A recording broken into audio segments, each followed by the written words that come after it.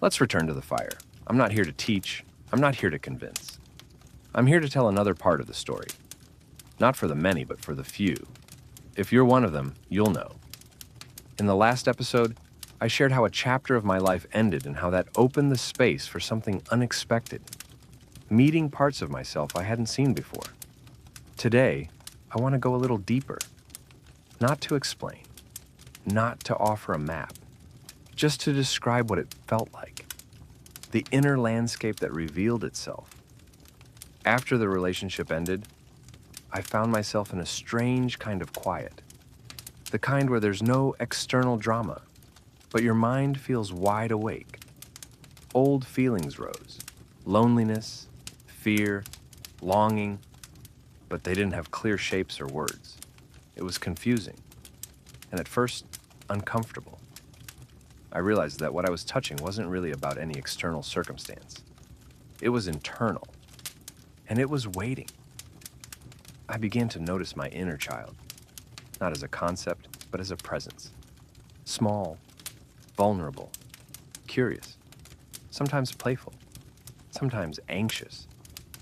At first, it was almost like observing a stranger, but gradually I learned to sit with that presence, to let it be seen, to let it speak, without judgment, without trying to fix it. This was the first door into a larger space inside me, a space I hadn't allowed myself to inhabit before. Then came other parts, as if the inner child had a circle around it. Companions, shadows, guides. One was my shadow, not threatening, not dark for the sake of dark. Just a presence that had carried anger, resentment, fear, aspects of myself I had disowned. It was quiet at first, observing, and over time it revealed itself as necessary, familiar, protective in ways I had never acknowledged. Another was a light being, a presence of warmth, guidance, something expansive yet subtle. It wasn't a teacher. It wasn't there to rescue me. It was simply part of the inner architecture, a reflection of what was already whole, but not yet recognized. And finally, the anima appeared.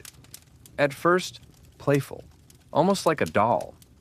Eventually moving freely, walking, running, carrying a balloon, while the inner child rode a bicycle.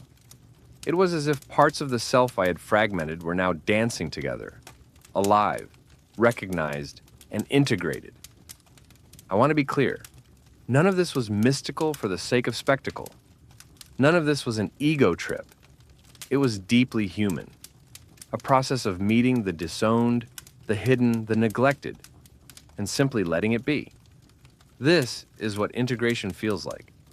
Not erasing anything, not pretending everything is perfect, not achieving a spiritual badge, but letting all parts exist, acknowledging them, and allowing them to rest in the same space without conflict. It's strange to describe this in words because words are linear, and this experience was layered, simultaneous, and lived in the body. But I'll try because that's the best way I know to share it. Imagine being in a house where every room has a memory you never fully explored. Some rooms are dark, some are bright, some are messy, some are quiet. Previously, I avoided many of these rooms. I closed doors, I ignored noises, I didn't want to see what was there. But in this space, after the quiet that followed the relationship, the doors started to open, and I found that the house was bigger, warmer, and stranger than I remembered. This is what archetypes are, reflections of our inner architecture. The orphan, the shadow, the guide, the anima, not as labels, not as identities, but as lenses. As companions in a landscape, we rarely allow ourselves to inhabit fully. I'm sharing this because it's rare to speak about these experiences without making them a product, a teaching, or a badge. Most of the time, even in healing spaces, people don't go this far.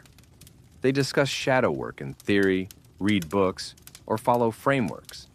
But they haven't actually met their shadows. They haven't integrated the parts. They haven't witnessed themselves in the raw, unpolished way that transforms inner life. This is why I feel called to share. Not because it's spectacular, not because it makes me someone, but because it's real. And real things have a resonance that no theory can replicate. I also want to acknowledge something important. Integration is not linear. It's not neat. It doesn't arrive fully formed. You will still feel fear, loneliness, frustration, confusion. But there is a difference. The inner system begins to hold itself. The pieces are no longer fighting. The narrative of being broken softens. And in that space, something quiet emerges. A sense of home within oneself. What does this have to do with life outside the fire? With work, relationships, and daily choices? Everything changes, subtly, almost invisibly. You stop pursuing status or recognition in the ways you used to. You notice when situations ask you to betray yourself. You feel alignment or misalignment in your body before your mind can rationalize it. You choose contribution over proving. You choose presence over performance. It doesn't make life easier. It doesn't make you immune to disappointment. But it allows you to operate from integrity rather than obligation and clarity rather than fear. This channel will continue exploring these experiences. What it feels like to meet yourself fully. How archetypal patterns show up in modern life. How integration affects relationships, work, and creativity. And how the story of living fully human intersects with myth, ritual, and the inner journey I won't promise answers. I won't promise transformation. I will simply tell what is lived, the human, awkward, mysterious, and profound experience of inhabiting one's own life fully. So, if you're listening to this and it resonates, you're in the right place. If it doesn't, that's okay too. Remember, I'm not here to convince the many, I'm here to recognize the few.